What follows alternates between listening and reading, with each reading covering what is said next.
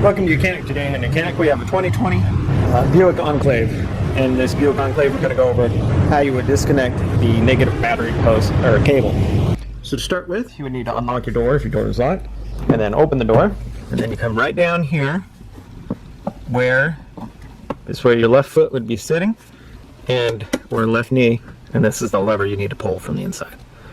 That releases the latch, and then we have the secondary safety latch to be able to open up the hood. And so from on the outside, now we're around the front of the vehicle, right here above the emblem, right here in the middle, we have a lever.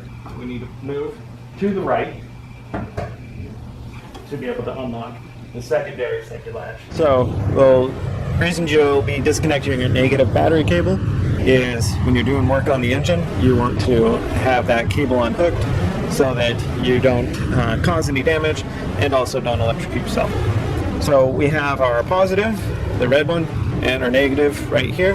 Our battery is located on the left-hand side of the engine bay, closer to the front of the vehicle, about the middle side. And so we need a 10mm wrench and or socket to get on there and to loosen and to remove this.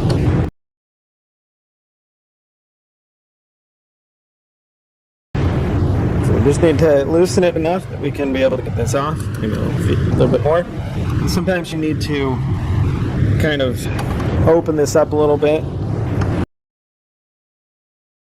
And so we were able to pull that negative battery cable off, and want to make sure we situate it over here so it doesn't make contact on the post while we are doing work on the vehicle. So that's how you would disconnect it, and when you're done, you'll just go ahead and reconnect that battery cable back up to be able to have full power to your vehicle.